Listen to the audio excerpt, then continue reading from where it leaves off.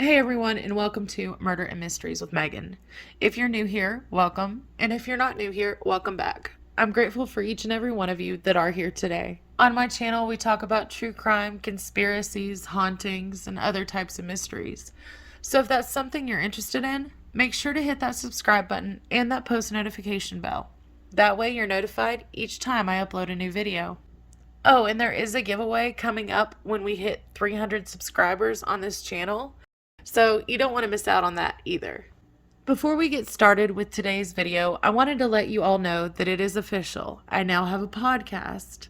And of course, I'll make sure to link everywhere the Murder and Mysteries with Megan podcast can be found down below in the description. That way, if you don't have a chance to catch the video for the week because it's just so hectic you don't have time to sit and watch, that's okay.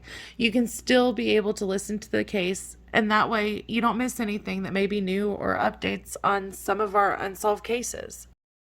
Speaking of unsolved cases, that brings me to our topic for today's video, the unsolved case of the Hall Mills murders. This case that we are talking about today is one that took place back in the 1920s in Somerset, New Jersey. On the evening of September 14th, 1922, both a member of the church choir, Eleanor Mills, and the Reverend, Edward Hall, were murdered and later found posed together under a crabapple tree. So what happened? How did the Reverend and a member of the church choir end up murdered together?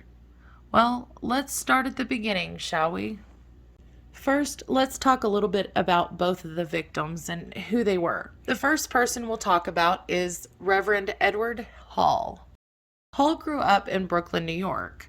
This is where he decided that he wanted to study theology, and he became a reverend while attending college in Manhattan. After he graduated with his theology degree, he decided that he was going to move to New Jersey and start a church in New Brunswick called St. John's Evangelist Episcopal Church. He also met and got married to a woman that was 7 years older than him, named Frances Stevens in 1911. Now, Frances was quite wealthy and had many wealthy family members in New Brunswick. In fact, some of those family members were the Johnsons, the Johnson&Johnson Johnsons. So needless to say, the Reverend and his wife were quite wealthy. He had his new church that he was running, named St. John's Evangelist Episcopal Church, and things seemed to be going pretty well. Now, this is where Eleanor Mills comes into the story. Eleanor Mills was married to a man named James, and they had 2 children together. The couple weren't well off like Frances and Edward were, though, not by any means. In fact, James was a janitor at the local elementary school, and he was actually an acting officer of the church as well. Of course, with James working for the church and being an active part of it, this in turn meant the entire Mills family were actually quite active members of the church, and Eleanor even ended up joining the church choir. Well, on the evening of September 14th of 1922, Eleanor Mills and Reverend Edward Hall had plans to meet up with each other. See, Hall had allegedly told his wife, Frances, that he had plans to meet with Eleanor that evening to discuss a hospital bill that she had. But according to Eleanor's husband, James, when he came home that evening around 7 p.m. after work, Eleanor had already been dressed up in her polka dot dress, shoes, hat, and scarf, ready to head out the door. When he asked where she was going, she said, "Well, follow me and find out." Now, Eleanor and James's relationship was quite a tense one, so this wasn't really a strange answer from her when he would ask a question like this. In fact, the couple's relationship was so strained that they had begun to sleep in separate bedrooms. Eleanor was actually sharing a bedroom with their daughter, Charlotte. So, around 3 a.m. that morning, when James had realized that he had not heard Eleanor return home, he went into his daughter's room to see if his wife had returned and maybe he just hadn't heard her come in. However, when he didn't see her in bed, he woke his daughter Charlotte and asked her if she had seen her mother come home.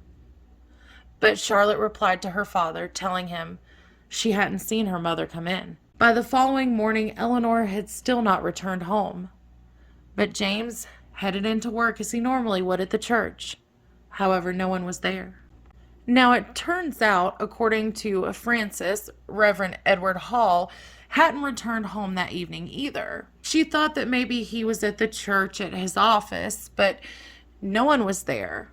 Of course, Frances Hall had stated that when she realized that Edward hadn't come home, she went up to talk to her brother William, who also lived with them in their home. She went up there to see if maybe he had seen Edward. When neither of them could find him, family members reportedly came to Frances to see if she was okay and if she could use some help in trying to find him. Finally, Frances Hall's attorney ended up stating that she needed to call the police and report that her husband, Reverend Edward Hall, was missing as well. So where were the two?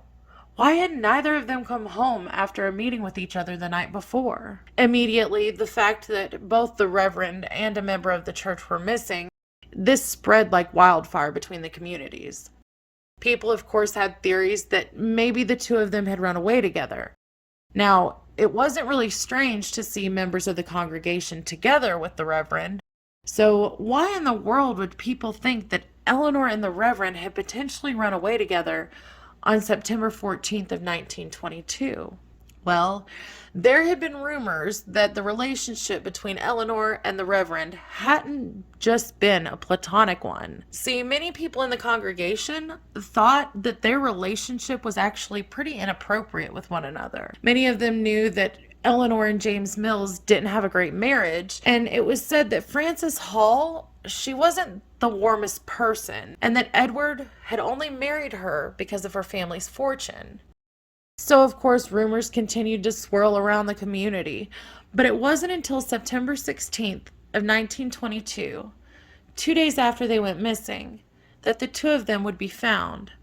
And it seems that maybe those rumors and accusations may have not been too far off base. On September 16th, a boy named Raymond Schneider and his girlfriend Pearl had a date. The two of them had planned to go for a walk in the area of what everyone referred to as Lover's Lane, an area near Somerset and New Brunswick that had lots of farmland surrounding it and was more secluded for couples to go and meet up together there. As they were walking, they came across what seemed to be a couple lying in the grass, cuddled up underneath a crabapple tree, as if they'd been lying there talking and gazing up into the tree and maybe had fallen asleep. However, as the young couple got closer, they realized that the man and the woman who were lying in the grass together, they weren't breathing. They had been murdered. Who was this man and woman that the young couple had come across? Yes, as you could probably guess, it was Reverend Edward Hall and Eleanor Mills. It seems as though the two had met up and formed a connection with each other. But the problem was the two were already married to other people and thus began their affair with one another. Well, how do we know this? Well, at the crime scene, remember how I said the bodies had been posed together? The Reverend in his nice suit, hat lying on his face, his arm outstretched underneath Eleanor's neck. Eleanor in her polka dot dress with her scarf around her neck and her hat lying on the ground next to her. Her left hand was resting on the Reverend's right thigh. Both of them were laying side by side on their backs, their feet pointing towards the trunk of the crabapple tree that they were placed under. The Reverend's hat had been lying on his face, seemingly in an effort to hide the gunshot wound to his head, while the scarf around Eleanor's neck seemed to be trying to hide a cut through her neck from ear to ear, as well as 3 gunshot wounds.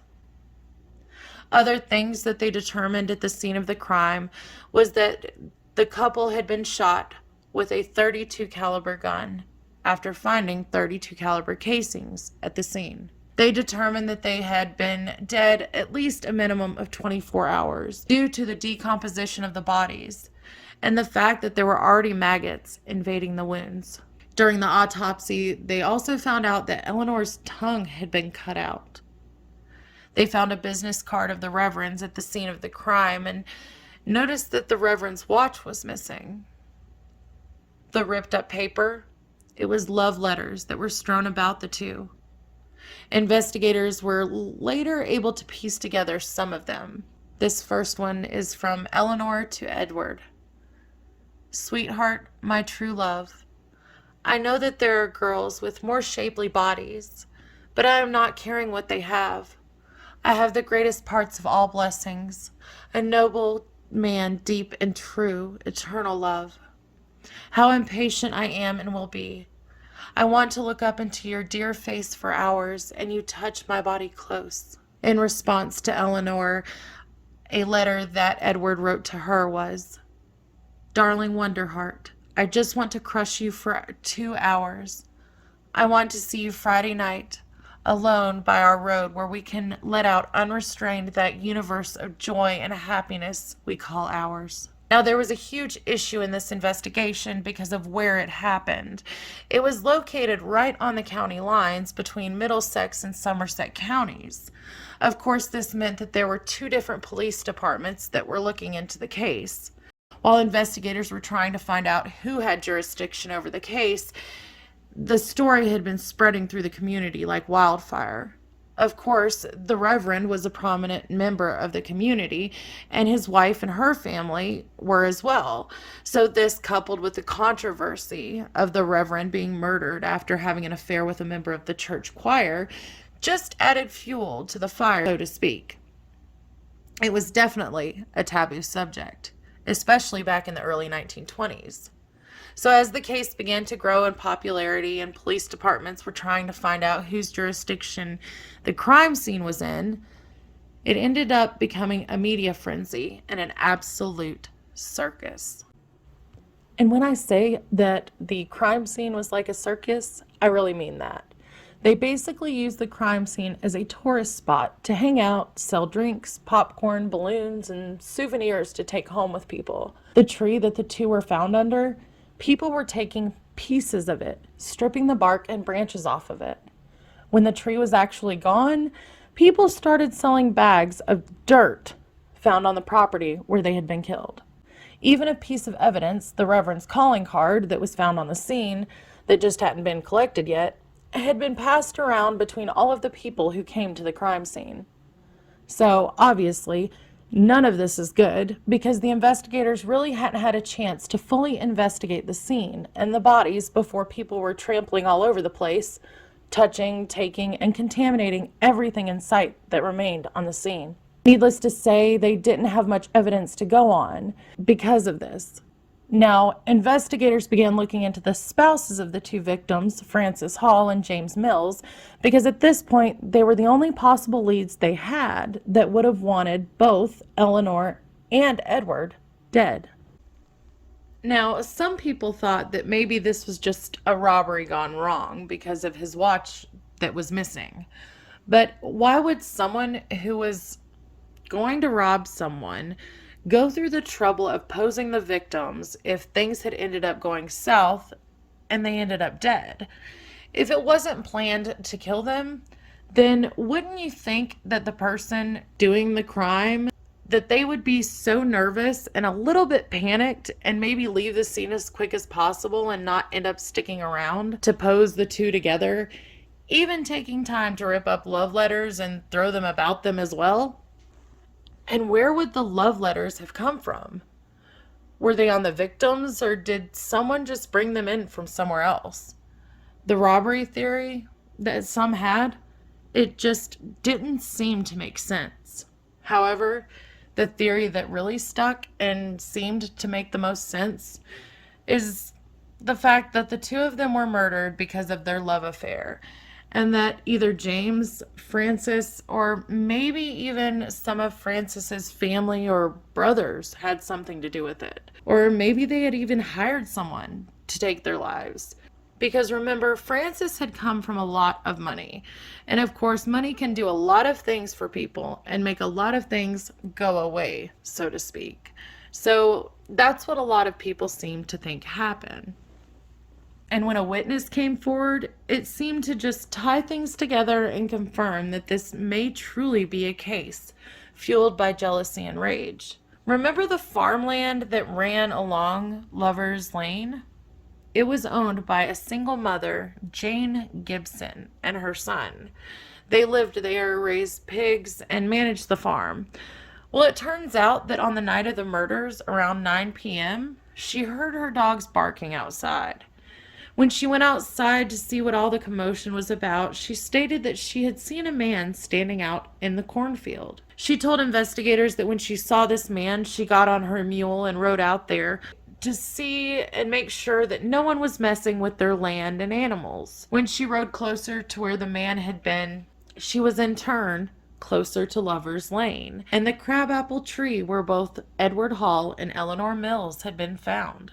She stated that while she was out there, she saw 2 men and 2 women standing in the dark under the tree. She heard gunshots ring out and saw someone fall to the ground. Immediately, she said that she turned around and headed back towards her home on her mule. As she did this, she heard a woman shout, "Don't! Don't! Don't!" before hearing more gunshots ring out through the night air. She quickly looked over her shoulder and saw a second person fall to the ground, right before hearing someone shout, "Henry!" Mrs. Gibson actually stated that she knew it was the night of the murders that all of this happened because she had written it down on a calendar and all of the details to go along with it. Now, Henry was the name of Frances Hall's brother, and her cousin had the same first name. However, Frances claimed that she had been home all that evening, which her maid actually corroborated. So, without any hard evidence against anyone, and the fact that no one seemed to believe Jane Gibson's story, the original case didn't go anywhere, and no one was arrested or charged in the murders of Eleanor and Reverend Edward. It wasn't until around 4 years later that anything actually happened with the case. There, of course, was continued speculation and rumors, and the media kept pushing the story, wanting answers for what happened to these 2 on Lover's Lane. However, it wasn't until 1926 when a man came forward stating that Frances Hall hadn't been home on the evening of September 14th of 1922 when she claimed that she had been, and that the maid had lied. Because of this, coupled with the continued media coverage and pressure, it was ordered that the case was then reinvestigated. As a result, there were actually a few different people that were suspected of the murders. Frances Hall, her 2 brothers, Henry and William Stevens, and her cousin, Henry Carpenter. Of course, the prosecution stated that Frances had gotten her brothers and cousin together to get revenge on Edward for cheating on her with Eleanor. William had been staying with Frances and Edward at the time of the murders, and he actually owned a .32 caliber pistol. His fingerprint was even found on the Reverend's card that was at the scene of the crime. However, the gun had been filed down and couldn't be used any longer, and so many people had already touched that card that there were a ton of fingerprints on it. Henry Stevens was actually quite good with a gun, it turns out. In fact, he had been an exhibition marksman and was retired. However, he also had an alibi for the night of the murders, and this was corroborated by 3 different witnesses. As for her cousin, Henry Carpenter, he actually requested to have a separate trial from the others, and it was granted. The prosecution, of course, brought in Jane Gibson, the witness who had been there the night of the murders. Well, unfortunately, the media didn't really like her, and she had been given the nickname Pig Woman because of the pigs that she owned on the farm. In addition to this, the fact that she was always elaborating more and more and more on the story of that night, the fact that her own mother was sitting behind her in court while she was testifying as she laid in a stretcher. All of this was what the defense needed to discredit the witness. And that's exactly what they did. They also couldn't verify the fact that she actually had seen the murders happen. The defense used this, and it's what they tried to push. They said that she was crazy and that all the details of that night continued to change. Nothing was ever consistent. And that the notes that she had about that night said nothing of who she saw or seeing someone killed.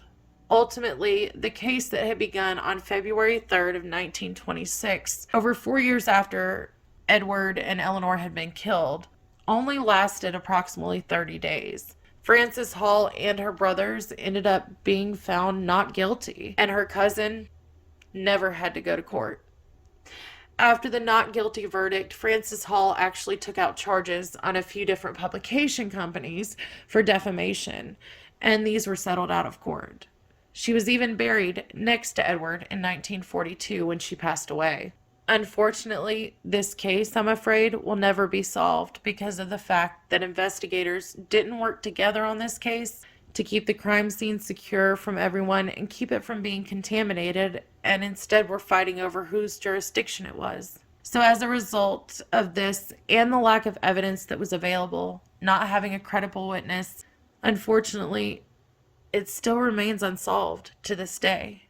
Well, that's it for today's case. I can't wait to hear what you think about it. Do you think that they had the person who was guilty and that they got away with it? Do you think that maybe it was someone else that was never charged?